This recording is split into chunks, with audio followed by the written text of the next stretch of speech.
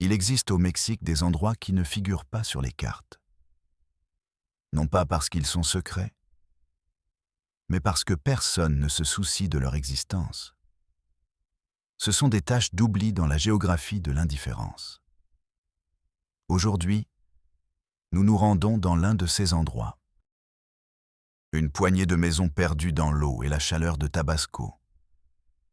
Un endroit que les rares personnes qui le connaissent appellent la Ciénaga. Ce n'est pas son nom officiel. C'est le nom que lui a donné le marais qui le dévore lentement. À la Ciénaga, le temps ne passe pas. Il pèse. On le sent dans l'air dense, chargé d'humidité et d'histoires tcharoy que personne ne veut raconter. Les enfants de la Ciénaga naissent avec des yeux vieux, comme si leur regard portait la fatigue de toutes les générations qui les ont précédés. Il y a un silence qui n'est pas la paix. C'est un secret gardé sous silence pendant plus d'un siècle. Je m'appelle Matteo Del Valle, et ceci est Realidad Prohibida.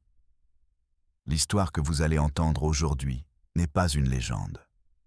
Ce n'est pas un conte d'horreur pour faire peur la nuit. C'est la chronique d'une tragédie silencieuse, d'un pacte de sang qui s'est transformé en malédiction. Si vous pensez qu'aucune histoire humaine ne doit être oubliée, si vous pensez que la vérité, aussi douloureuse soit-elle, mérite d'être racontée, abonnez-vous. Car l'oubli est le complice de la tragédie. Et ici, nous combattons l'oubli. Notre voyage à la Ciénaga n'a pas été facile. Il n'y a pas de route goudronnée qui y mène. Seulement un chemin boueux qui se fraye un passage à travers la végétation étouffante. La chaleur de Tabasco ne se ressent pas seulement. Elle colle. Elle se respire. L'air est épais. Il sent la terre humide et les fleurs en décomposition. Le temps s'y est arrêté. Les habitants des environs baissent la voix lorsque vous leur demandez de la Ciénaga. N'y allez pas, vous disent-ils. Ces gens sont à part. Dieu les a oubliés. Mais Dieu ne les a pas oubliés. Ce sont les hommes qui les ont oubliés. Les systèmes. La bureaucratie qui préfère classer un problème plutôt que de le résoudre. La première fois que j'ai vu quelqu'un de la Ciénaga, c'était dans un marché à plusieurs kilomètres de là. Une jeune femme avec un bébé dans les bras. Son visage était un masque de porcelaine fragile, magnifique et étrange à la fois. Mais ce sont ses yeux qui m'ont arrêté. Des yeux trop grands, d'un bleu presque violet, qui semblaient voir à travers les choses, à travers moi. Le bébé qu'elle portait avait les mêmes yeux, et une immobilité contre nature. Il ne pleurait pas, il ne bougeait pas, il regardait simplement, avec cette même vieillesse insupportable dans le regard. J'ai senti un frisson, malgré les 40 degrés de température. Cette image m'est restée. Elle m'a poursuivi. Hélas, a été la porte d'entrée de cette histoire. L'histoire de la Ciénaga n'est un secret pour personne. Il y a des dossiers, des rapports de santé, des avertissements de généticiens et de sociologues qui prennent la poussière dans un bureau gouvernemental, des alertes des années 70, des années 80, des années 90, chacune archivée avec une note. Affaires classées pour manque de suivi. Population non coopérative. Pas de budget alloué. Le système n'a pas échoué. Le système a décidé de ne pas agir. Il a décidé que les habitants de la Ciénaga ne valaient pas la peine, que leur souffrance était leur problème. Un problème local. À la Ciénaga, l'amour et le sang se sont mélangés il y a longtemps.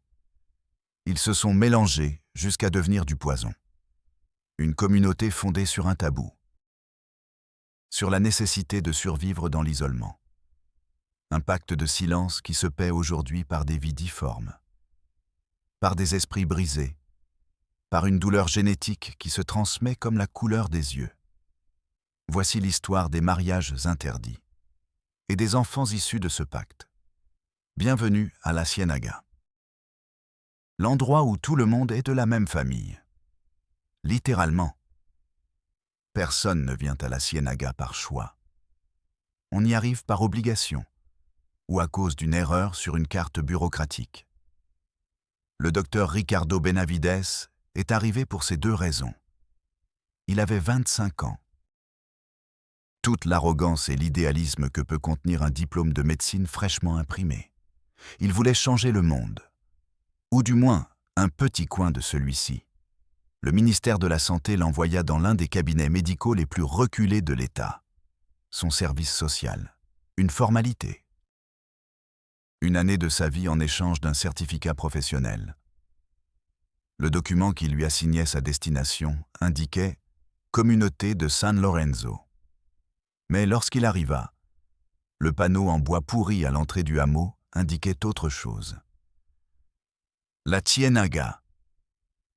Le cabinet médical était une boîte en ciment rongée par l'humidité. Les murs suintèrent de moisissures. L'odeur d'antiseptique bon marché luttait pour s'imposer face à celle du marais. Une bataille perdue d'avance. Ricardo sentait la chaleur lui couper le souffle. Il fut accueilli par une infirmière, Doña Elvira, une femme de 60 ans, à la peau tannée par le soleil et le scepticisme. Elle avait vu beaucoup de médecins comme lui, jeunes, pleins d'énergie, et elle les avait vus partir, 1 an plus tard, le regard vide. Vaincus non pas par la maladie, mais par le silence. « Bienvenue, docteur » dit-elle sans sourire. Ses yeux ne lui souhaitaient pas la bienvenue. Il le mettait en garde. Les premiers jours furent d'un calme étrange. Des enfants atteints de la grippe. Des personnes âgées souffrant de douleurs osseuses. Des journaliers avec des coupures infectées. Ricardo prescrivait, soignait, écoutait. Mais quelque chose clochait. Les familles.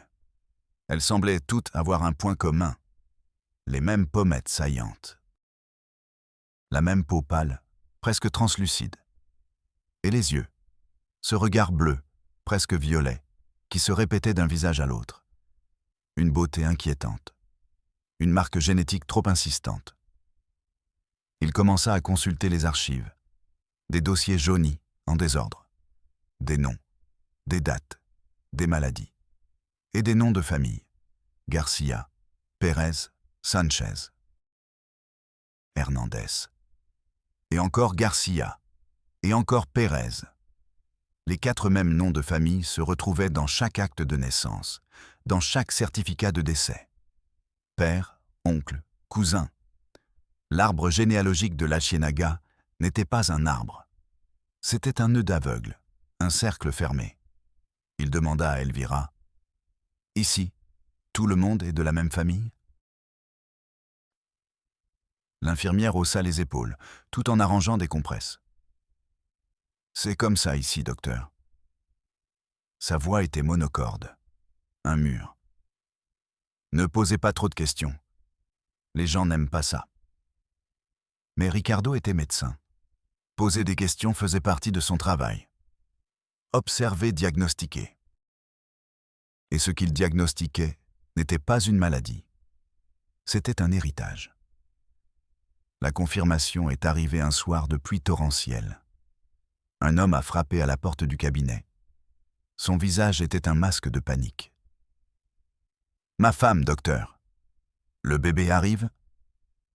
Ricardo prit sa mallette et le suivit à travers la boue. La maison était une cabane en tôle et en bois. À l'intérieur, une jeune femme d'à peine 18 ans se tordait de douleur sur une natte. Elle avait les mêmes yeux violets qu'il connaissait si bien.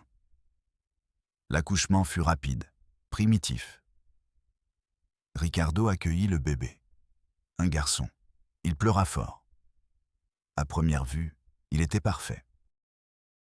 Mais ensuite, il vit une petite fente sur sa lèvre supérieure, presque invisible.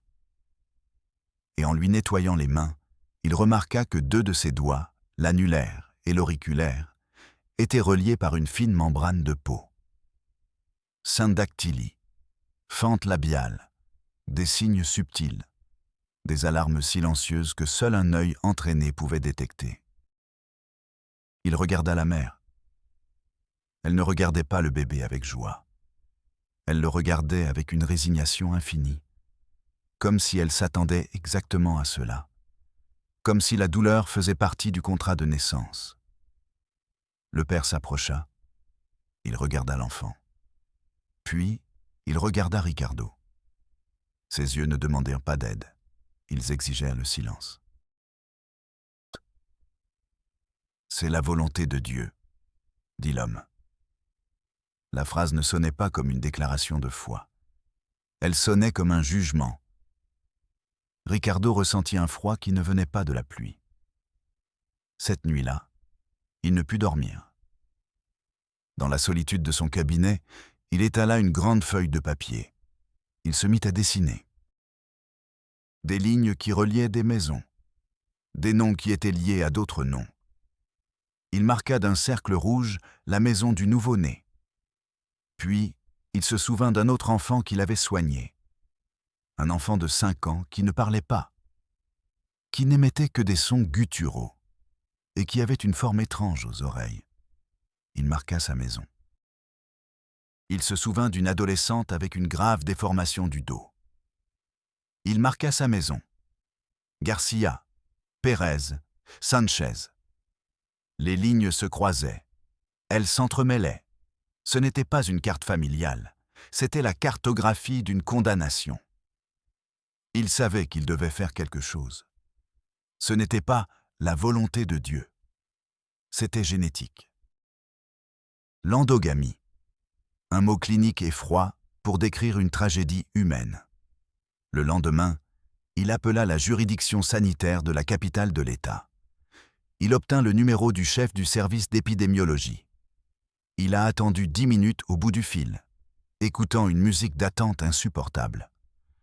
Finalement, une voix fatiguée a répondu « Oui ». Ricardo s'est présenté. Il a expliqué où il se trouvait. Il a commencé à décrire ce qu'il avait vu. Le schéma des noms de famille.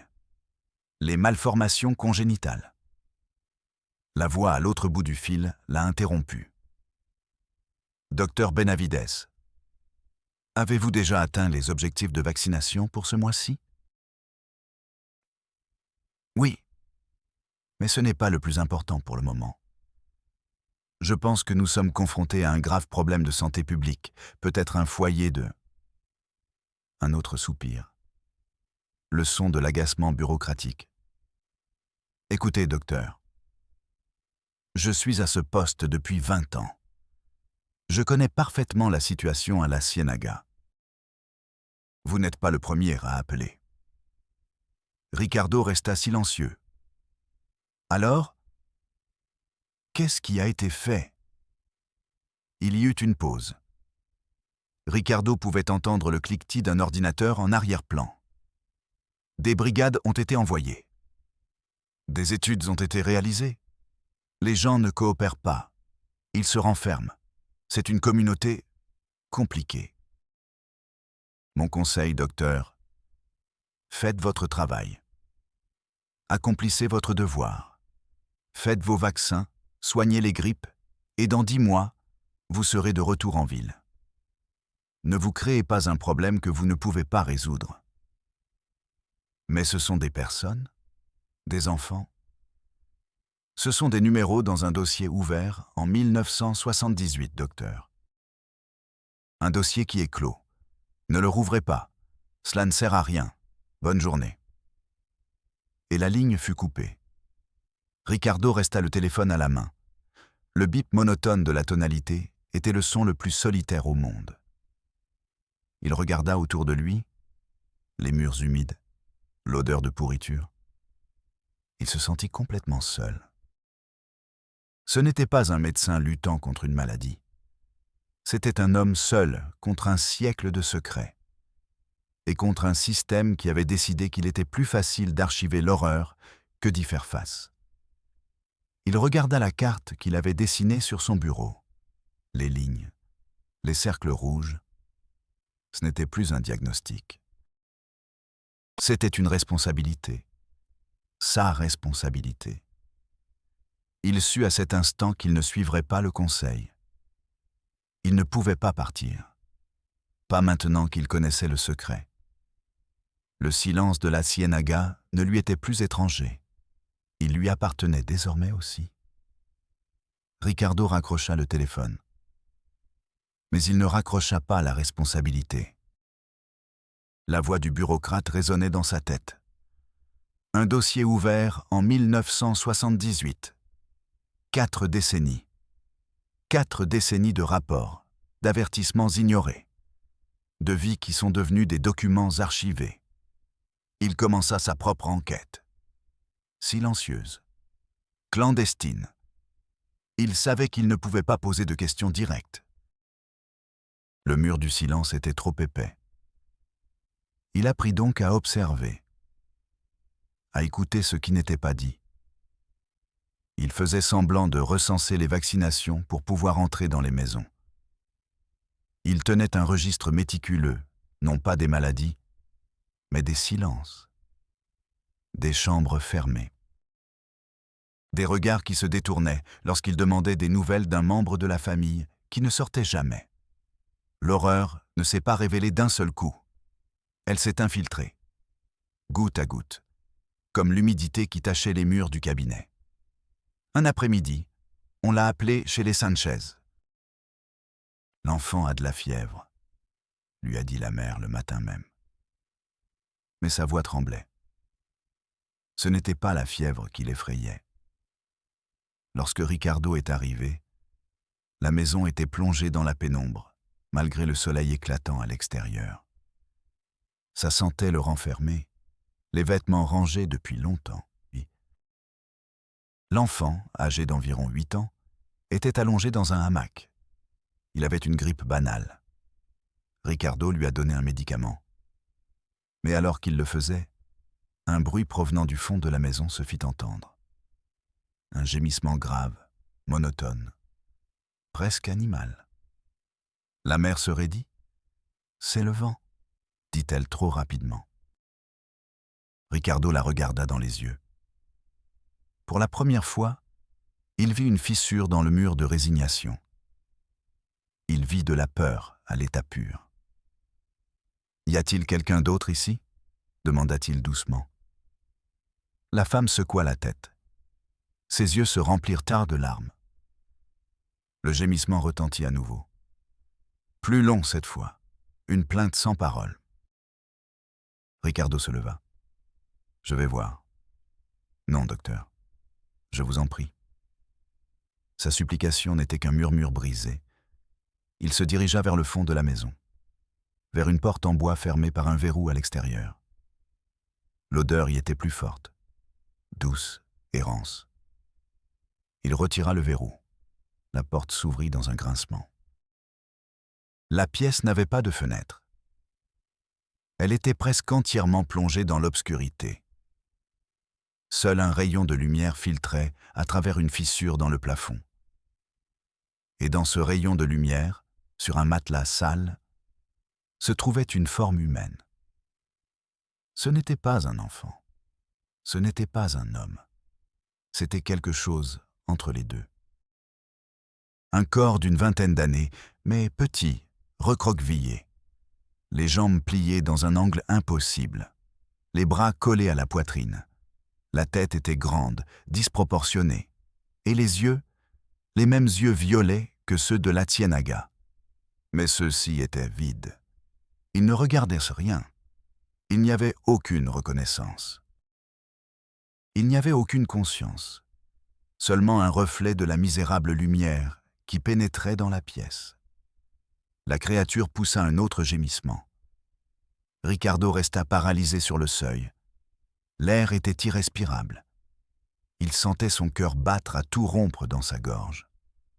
La mère sanglotait derrière lui. « Il s'appelle Angel », murmura-t-elle. « C'est mon premier enfant. Il est né comme ça. » Ricardo se fuerza à entrer. Il s'agenouilla près du matelas. La peau d'Angel était douce, presque transparente. Elle n'avait jamais été exposée au soleil. Il tendit la main pour toucher son front. Il était brûlant. Il avait une infection. Probablement une pneumonie. Il passe l'heure suivante à travailler en silence. Il pose une perfusion. Il administra des antibiotiques. Il nettoya le corps fragile. La mère l'observait depuis la porte, sans dire un mot, comme si elle assistait à un rituel interdit. Quand il eut terminé, il sortit de la pièce et ferma la porte. Il resta un moment silencieux. « Il y en a d'autres ?»« Ma » demanda-t-il, sans regarder la femme. Elle ne répondit pas. Mais son silence était une réponse. Dehors, l'air du marais lui semblait pur, frais. Il s'appuya contre un arbre de ceiba et vomit. Ce n'était pas l'image d'Angel. Ce n'était pas la difformité. C'était l'odeur. L'odeur du secret pourri. De la résignation devenue routine. Ses mains tremblaient sans contrôle. Le goût de la peur était métallique dans sa bouche. Cette nuit-là, Ricardo comprit. Les enfants qu'il voyait au cabinet, avec leurs petites malformations, ils étaient les chanceux, les cas bénins, les normaux. Les cas graves, les anges, étaient cachés, mis à l'écart, protégés de la honte et de la pitié du monde extérieur. Ils étaient le cœur sombre du secret de la Ciénaga. Il commença à identifier les signes, les familles qui ne recevaient jamais de visite, les maisons avec une pièce toujours fermée. Il entendait les euphémismes utilisés par les gens. Il est fragile. Il est très timide. Dieu l'a emporté de son vivant. Il découvrit que presque toutes les familles fondatrices en avaient un caché, un fils, un frère, un petit-fils, une vie entière passée dans une pièce sombre, une existence réduite à un son, à une odeur. La famille Pérez avait une fille qui n'avait jamais grandi. À 15 ans, elle avait le corps et l'esprit d'un bébé de 6 mois. Les Hernandez avaient 2 frères, tous 2 aveugles de naissance et dont les os étaient si fragiles qu'ils se brisaient au moindre contact. Il ne s'agissait pas seulement de problèmes physiques. Il a également découvert l'héritage de la folie. Des familles entières où la schizophrénie fleurissait à chaque génération. Des femmes qui parlaient aux morts. Des hommes qui se perdèrent dans la montagne pendant des jours, suivant des voix qu'eux seuls entendaient. Tout cela faisait partie du même ensemble, du même nœud génétique qui étranglait lentement la Ciénaga. Une nuit, alors qu'il relisait ses notes à la lumière d'une lampe à pétrole, quelqu'un frappa à la porte. C'était un vieil homme, le patriarche de la famille Garcia, l'un des fondateurs. Il s'assit en face de Ricardo. Ses yeux, également violets, étaient durs comme de la pierre. Il n'y eut ni salutation, ni détour. « Docteur, » dit le vieil homme. Sa voix était grave, comme le murmure du marais. « Vous êtes un homme bon. Vous aidez notre peuple. » Il fit une pause. « Mais il y a des portes qu'il vaut mieux ne pas ouvrir. » Ricardo ne dit rien. Ce qui se passe dans nos maisons nous appartient. Notre douleur, notre croix. Le vieil homme se pencha en avant. Vous ne comprenez pas. Vous ne pouvez pas comprendre. Cela a commencé il y a longtemps, par nécessité, pour survivre. Son regard était un avertissement. Laissez nos secrets en paix. Laissez notre passé en paix. Il se leva et se dirigea vers la porte. Avant de sortir, il se retourna. Ne nous obligez pas à vous fermer la porte à vous aussi. Et il partit, laissant Ricardo seul avec le bourdonnement des insectes et le poids d'une centaine de vies brisées. La peur était réelle. Il pouvait la sentir comme un animal tapi dans son estomac. Mais la rage était plus forte. Le silence de la Cienaga n'était plus un mystère. C'était un crime. Et il se trouvait juste au milieu de la scène. L'avertissement du vieux Garcia n'arrêta pas Ricardo. Il l'obsédait. Cela a commencé il y a longtemps. Par nécessité. Quelle nécessité pouvait être assez grande pour justifier cet enfer? Ricardo savait que la réponse ne se trouvait pas dans les corps brisés des gardés. Elle se trouvait dans le passé, à la racine même de la Cienaga. Les dossiers médicaux ne servaient à rien. Les rapports gouvernementaux étaient inutiles. L'histoire de la Cienaga était écrite dans la mémoire des anciens. Et la clé de cette mémoire était détenue par une seule personne. Doña Elvira, l'infirmière. Celle qui avait tout vu, celle qui savait garder le silence. Un après-midi, alors qu'il nettoyait le cabinet, Ricardo s'assit en face d'elle. Il ne posa aucune question. Il se contenta de la regarder et d'attendre. Elvira continua à travailler, ses mouvements lents et méthodiques. Le silence s'étira pendant des minutes qui semblèrent durer des heures. Finalement, elle soupira, un son profond, fatigué. Elle posa une bouteille d'alcool sur la table en métal. Le bruit résonna dans la pièce. « Vous n'allez pas abandonner, n'est-ce pas, docteur ?» Ricardo secoua la tête. Elvira s'assit. Elle regarda par la fenêtre, vers le vert infini du marais. « Je suis née ici, » dit-elle. Sa voix n'était qu'un murmure. Ma grand-mère était l'une des fondatrices. C'est ainsi qu'elle commença à parler, pas comme quelqu'un qui raconte une histoire, mais comme quelqu'un qui confesse un péché familial. Ses mots étaient courts, des fragments d'un souvenir douloureux. La Cienaga n'a pas toujours été là. Elle est née de la peur et du feu. Tout a commencé au début du XXe siècle. À l'époque des grandes haciendas henequeneras, 4 familles travaillaient dans l'une de ces haciendas. Les Garcia, les Pérez, les Sanchez, les Hernandez. Ils étaient ouvriers agricoles, propriété du patron, presque esclaves. Ils vivaient et mouraient sur les terres du propriétaire.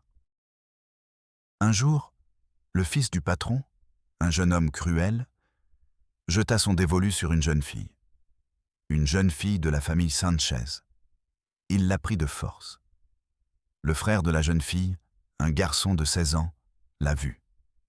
Dans un accès de rage, il a pris une machette et il a tué le fils du patron. La nouvelle s'est répandue comme une traînée de poudre. Le propriétaire a juré de se venger. Pas seulement contre le garçon, contre tout le monde, contre les 4 familles qui avaient été témoins de son déshonneur. Cette nuit-là, sous la lune, les 4 familles se sont enfuies. Hommes, femmes, enfants.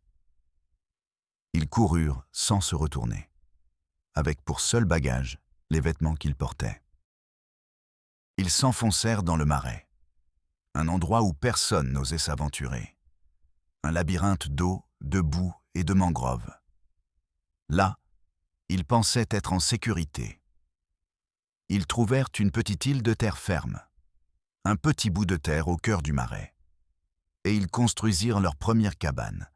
Ils étaient une trentaine, isolés du monde, seuls.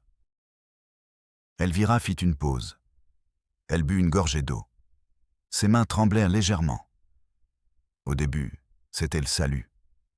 La terre était fertile, l'eau était abondante. Personne ne les dérangeait, personne ne les cherchait. Le monde les avait oubliés. Mais l'oubli a un prix. Les années passèrent, les enfants ont grandi. Ils avaient besoin de se marier, de fonder leur propre famille. Mais il n'y avait personne d'autre. Il n'y avait qu'eux, des cousins, des cousines. Le premier mariage entre cousins germains fut une décision difficile. Les anciens ont discuté pendant des semaines. Certains disaient que c'était un péché, que c'était contraire à la loi de Dieu. D'autres disaient que c'était le seul moyen de survivre, que le nom de famille ne disparaisse pas dans le marais. La nécessité l'emporta. La survie l'emporta sur la foi. Ce premier mariage ne fut pas suivi d'une fête. Ce fut un pacte solennel, un accord pour l'avenir, un avenir qu'ils ne savaient pas qu'ils étaient en train d'empoisonner. Les premiers enfants naquirent en bonne santé, magnifiques, avec les yeux bleus d'un ancêtre européen dont quelqu'un se souvenait vaguement. Il semblait que Dieu leur avait pardonné. La coutume s'est enracinée. Les Garcia se sont mariés avec les Pérez avec les Sanchez avec les Hernandez, et puis entre eux. Le sang s'est refermé. Le cercle est devenu de plus en plus petit. Des décennies plus tard, le premier signe est apparu. Un bébé est né mort-né, déformé. Les gens ont pris peur. Ils l'ont enterré en secret, pendant la nuit. Ils ont dit que c'était une punition, de la sorcellerie. Personne ne voulait voir la vérité. Personne ne voulait faire le lien entre cette naissance et les mariages. Il était plus facile de blâmer les esprits du marais que leurs propres décisions. Puis naquit le premier gardé, un enfant qui ne grandissait pas, qui ne parlait pas. La famille avait honte.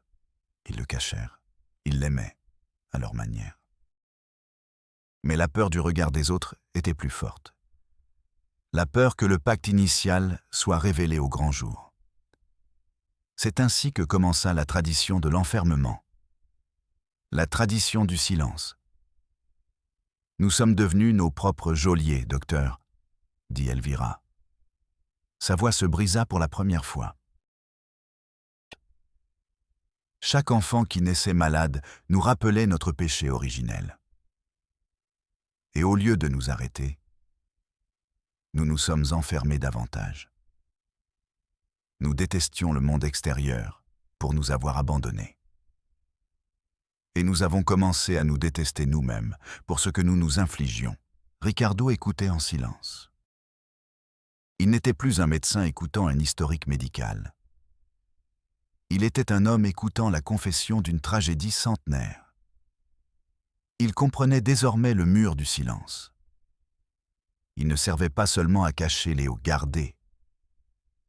Il servait à protéger le fragile mythe de leur fondation, l'histoire héroïque de la fuite, de l'évasion de l'esclavage. Accepter la vérité génétique signifiait admettre que leurs ancêtres, dans leur quête de liberté, les avaient condamnés à une prison de chair et d'os. Cela signifiait admettre que l'ennemi n'était pas à l'extérieur. Il était dans leur propre sang. Elvira essuya une larme du dos de la main. « Werouk, vous pensez que nous sommes des monstres parce que nous cachons nos enfants. Mais chaque fois qu'une mère enferme son enfant, elle enferme aussi son propre cœur. C'est un acte d'amour et de honte. C'est tout ce que nous connaissons. » Le soleil se couchait. Il teintait le marais de couleurs orange et violettes. Les mêmes couleurs que les yeux de la Ciénaga. Ricardo regarda par la fenêtre. Il vit un groupe d'enfants jouer dans la boue, rire, et sur leur visage, il vit la beauté et la malédiction entremêlées. Il connaissait désormais l'histoire, le pourquoi. Mais la connaissance ne suffisait pas. La confession d'Elvira n'était pas une fin. C'était le début de la bataille la plus difficile. La bataille contre le système qui avait permis à cette horreur de s'épanouir dans l'obscurité. La connaissance était un fardeau. L'histoire d'Elvira n'avait pas libéré Ricardo. Elle l'avait enchaîné. Maintenant, il ne voyait plus seulement la maladie. Il voyait l'injustice. Et l'injustice exigeait une action. Il ne pouvait plus continuer à mettre des pansements sur une blessure vieille de 100 ans. Il devait brûler la blessure, l'exposer à la lumière. Le lendemain matin, il prit une décision. Il irait à Villahermosa, à la capitale. Il n'appellerait pas cette fois-ci. L'indifférence est plus difficile en face à face. Mais il avait besoin de preuves, plus que sa parole. Il retourna chez les Sanchez. Il dit à la mère d'Angel qu'il devait faire un suivi. Son cœur battait avec la force de la trahison. Il utilisait sa confiance à ses propres fins. Mais il se répétait que c'était nécessaire, que cette fois-ci, la fin justifiait les moyens. Il entre à nouveau dans la pièce sombre. La même odeur de confinement et de maladie. Mais cette fois, il avait un appareil photo. Un petit appareil numérique qu'il gardait dans sa mallette. Les mains tremblantes, il prit les photos. Le corps contracté d'Angel, ses jambes tordues, ses yeux vides. Chaque clic de l'appareil photo résonnait comme une profanation. Il se sentait comme un voleur, un profanateur de tombes. Mais la rage était plus forte que la culpabilité. Il rédigea un rapport détaillé, froid, clinique. Il décrivit la consanguinité, l'hérédité génétique, le schéma des malformations. Il ajouta l'histoire que lui avait racontée Elvira. Il mit tout cela dans une grande enveloppe jaune. Une enveloppe remplie de la misère de la Ciénaga. Le lendemain, il dit à Elvira qu'il devait se rendre en ville pour s'approvisionner. Elle le regarda. Ses yeux savaient qu'il mentait. « Soyez prudent, docteur, » dit-elle. La boue ici colle aux chaussures. Le voyage à Villahermosa fut un voyage vers une autre planète. Il laissa derrière lui le silence du marais et entra dans le bruit de la civilisation. La climatisation de la gare routière fut un choc. Un froid artificiel, propre, l'exact opposé de la chaleur humide et vivante de la Ciénaga. Son premier arrêt fut le ministère de la Santé de l'État, un bâtiment de verre et d'acier qui brillait sous le soleil. Il lui fallut 1 heure et 3 secrétaires différentes pour obtenir un rendez-vous. Maître Rivas peut vous recevoir 5 minutes. Maître Rivas était un homme d'une 50aine d'années. Costume impeccable, mains soignées. Son bureau sentait le café cher et rien d'autre. Ricardo s'assit devant le bureau en acajou poli. Il sortit ses papiers, ses photos.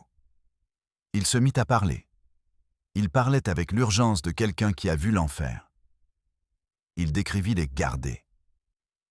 Il décrivit Angel. Il pose les photos sur le bureau. Maître Rivas les regarda du coin de l'œil. Sans les toucher, comme si elle pouvait salir ses doigts. Il écouta avec une patience étudiée, acquiesçant de temps à autre. Lorsque Ricardo eut terminé, il y eut un silence. Rivas joignit le bout de ses doigts. « Docteur Benavides », dit-il d'une voix douce, presque paternelle. « J'admire votre passion, vraiment. Mais ce n'est pas une question simple. Ce que vous décrivez est un problème sociologique profond, culturel. Ce n'est pas quelque chose qui peut être réglé par une brigade médicale. » Ricardo sentit un frisson lui parcourir le dos. Mais ce sont des problèmes médicaux. Génétiques, on peut faire quelque chose. Du conseil, des tests.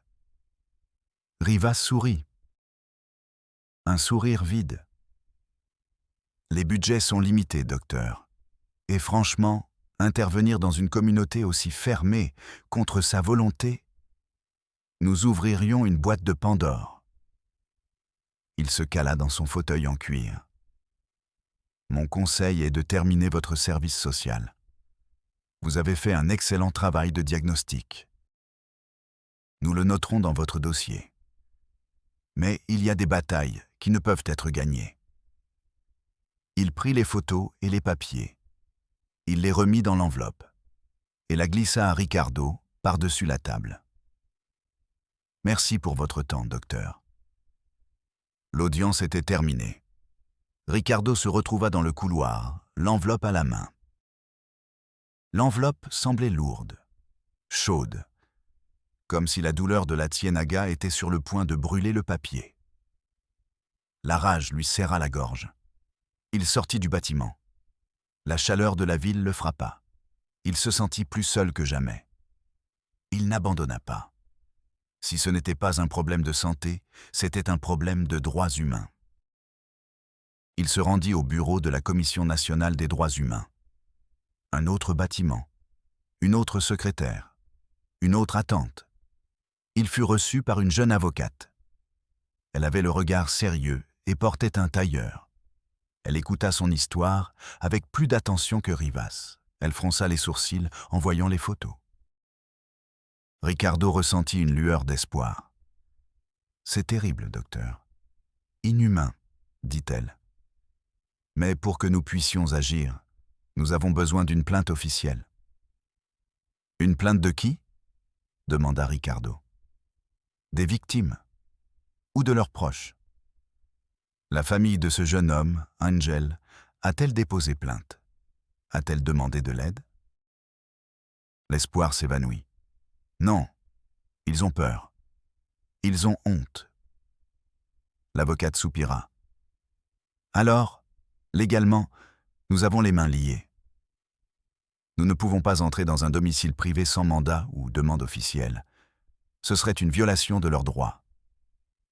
La logique était perverse, absurde. Le système protégeait le droit d'une famille à cacher son fils dans l'ombre. « Merci de nous avoir signalé ce cas, » dit l'avocate en se levant. « Nous l'ajouterons à notre registre. Un autre dossier destiné à prendre la poussière. » Ricardo quitta le bureau en se sentant idiot. Il avait affronté un siècle de silence à la Cienaga. Il était désormais confronté à un labyrinthe de règlements et de statuts. Il ne savait pas ce qui était le pire. Son dernier espoir était le DIF, l'aide sociale, les enfants. Le bureau du DIF était différent, plus chaotique, plus bruyant. Il sentait le vieux papier et les vrais problèmes. C'est là qu'il trouva Carmen Mendoza. Une assistante sociale d'une quarantaine d'années, au regard fatigué mais toujours vivant. Elle ne l'accueillit pas dans un bureau rutilant. Elle l'écouta dans un petit box encombré de dossiers. Quand elle vit les photos d'Angel, ses yeux se remplirent de larmes. « Mon Dieu », murmura-t-elle. C'était la première réaction humaine que Ricardo avait reçue de toute la journée. Carmen prit l'enveloppe. « Je ne vous promets rien, docteur. Le système est lent et compliqué. Mais cela ne peut pas rester ainsi. Je vais ouvrir un dossier. Je vais en parler à mon directeur. » Pour la première fois, Ricardo sentit que quelqu'un était de son côté. Il lui donna son numéro de téléphone. Il retourna à la Cienaga avec une petite lueur d'espoir. 2 semaines passèrent. Le silence. L'espoir commença à s'évanouir. Un après-midi, alors qu'il pleuvait, le téléphone du cabinet sonna. C'était Carmen. Sa voix semblait abattue, éteinte. « Docteur Benavides, j'ai essayé. » Elle raconta qu'elle avait présenté le cas, qu'elle s'était battue, mais qu'elle s'était heurtée à un mur. Son supérieur l'avait convoquée dans son bureau. Il ne l'avait pas réprimandée. Ton ton était pire. Il était condescendant. Lorsque Carmen est revenue au bureau avec les preuves, son supérieur lui a dit, le regard perdu dans un écran, « Madame Mendoza, il s'agit désormais d'une affaire de personnes disparues. Comme vous dites qu'elles sont enfermées, que nous ne pouvons pas les voir, elles sont donc disparues. Cela relève d'une autre administration. Remplissez le formulaire 2B. » Carmen resta silencieuse à l'autre bout du fil. Ricardo était également incapable de parler. Le système ne recherchait pas la justice. Il cherchait à classer l'horreur dans des dossiers, à la trier, à l'archiver jusqu'à ce qu'elle soit oubliée. « Je suis désolé, docteur, » dit Carmen. « Vraiment, je suis désolé. » et elle raccrocha. Ricardo resta debout, au milieu du cabinet. Il écouta la pluie battre sur le toit en tôle. C'était le bruit de la défaite. Il avait échoué. Le système n'était pas un adversaire que l'on pouvait combattre avec logique ou passion. C'était une machine sans visage, une machine conçue pour se protéger elle-même. Conçue pour transformer la tragédie humaine en un numéro de dossier. Il s'assit à son bureau. Il posa sa tête entre ses mains. Il sentit le poids de la Ciénaga l'écraser. Le poids d'Angel, d'Elvira, de 100 ans de douleur silencieuse. Et au milieu de ce désespoir absolu, il eut une dernière idée. Une idée dangereuse. S'il ne pouvait pas faire fonctionner le système, peut-être pouvait-il le briser. Il se souvint d'un journaliste qu'il avait rencontré à l'université. Un type cynique, bruyant, qui travaillait pour un journal national. Quelqu'un qui vivait des scandales. Quelqu'un qui aimait les histoires que les diplômés en costume impeccable détestaient. Il chercha dans son vieil agenda. Il trouva le numéro. Le cœur battant, il composa le numéro. Le téléphone sonna 3 fois. Une voix cynique et rauque répondit. « Allô ? Javier, c'est Ricardo Benavides. » Il y eut un silence. « Le petit docteur ? Que t'est-il arrivé ? Je croyais que la jungle t'avait englouti. » Ricardo ne perdit pas de temps. « J'ai une histoire. Une histoire qui va t'intéresser. » L'appel dura 10 minutes. Ricardo parla. Javier écouta. Pour la première fois, il n'y eut aucune interruption. Aucun soupir d'agacement. Seulement le silence attentif d'un prédateur qui a senti l'odeur du sang. À la fin, Javier pose une seule question. « Tu as des photos ?»« Oui, » répondit Ricardo. « Ne bouge pas. J'arrive. » 3 jours plus tard, la Ciénaga fut envahie. Pas par des médecins, pas par des travailleurs sociaux, mais par des journalistes. Ils sont arrivés dans des camionnettes arborant les logos des chaînes de télévision. Ils ont déployé des antennes satellites qui ressemblaient à des insectes métalliques géants. Le bourdonnement des générateurs électriques a remplacé le chant des grillons. La lumière des caméras était plus blanche et plus cruelle que le soleil de midi. Le secret de la Ciénaga a disparu dans une explosion de flashs et de gros titres. Le village oublié. Les enfants de l'inceste. L'horreur secrète de Tabasco. Maître Rivas est apparu à la télévision. Son costume impeccable. Son sourire paternel. Il a parlé de « un cas regrettable » et d'une intervention immédiate. Il a promis toute la rigueur de la loi et un soutien total. La directrice du DIF a donné une conférence de presse. Elle a annoncé la création d'un comité d'urgence. Elle a parlé de « sauver les victimes ». Le système, qui avait été sourd et aveugle, avait soudainement une voix puissante et un regard pénétrant. La machine n'avait pas été réparée. Elle avait seulement appris à jouer la comédie devant les caméras. Des fourgons blancs du secteur de la santé sont arrivés à la Ciénaga. Ils ont sorti les détenus de leurs chambres sombres. Ricardo a vu Angel être emmené. Ils l'ont sorti sur une civière, recouvert d'un drap. Pendant un instant, le soleil lui a frappé le visage. Angel a fermé les yeux avec force. Pas à cause de la douleur, mais à cause de la surprise. C'était la première fois en 20 ans qu'il sentait la chaleur du soleil sur sa peau. Son visage ne montrait pas de soulagement. Il montrait de la terreur. On était en train de le sauver. Mais on l'arrachait au seul monde qu'il avait connu. La communauté ne s'est pas battue. Elle s'est effondrée. Certains ont pleuré en silence. D'autres ont crié des insultes aux caméras. La plupart se sont simplement enfermés chez eux. Le mur de silence extérieur avait été brisé. Mais le mur intérieur était devenu plus haut. Ricardo a été traité de traître, de Judas. Les mêmes personnes qu'il avait essayé d'aider le regardaient désormais avec haine. Il ne leur avait pas apporté la justice, il leur avait apporté la honte. Une semaine plus tard, le service social de Ricardo prit fin.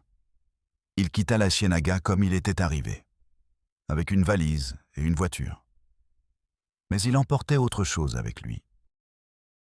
Le souvenir des yeux d'Angel, le son des pleurs de sa mère, le poids d'une victoire qui ressemblait à une défaite. Aujourd'hui, la Ciénaga apparaît sur les cartes Google. Elle dispose d'une rue pavée et un nouveau centre de santé, moderne et vide. Les gardés ne sont plus là. Ils vivent dans des institutions gouvernementales. Des chambres propres, 3 repas par jour, et le même regard perdu. Ils sont passés d'une prison obscure à une prison aux murs blancs. La communauté est toujours là. Mais quelque chose s'est brisé à jamais. Le pacte qui les unissait est désormais une plaie ouverte. Les jeunes partent dès qu'ils le peuvent. Ils fuient le sang, l'histoire. Il ne reste que les anciens, attendant en silence que le marais finisse de dévorer leur maison. La malédiction génétique n'a pas disparu. Elle reste latente, dans les gènes de ceux qui sont partis, en attendant de fleurir dans une autre ville, à une autre époque. La Ciénaga n'est plus un secret. C'est désormais un exemple. Un monument à l'indifférence. La preuve que parfois, la lumière qui arrive trop tard n'éclaire pas. Elle brûle. Je suis Matteo Del Valle et rendez-vous dans la prochaine réalité interdite.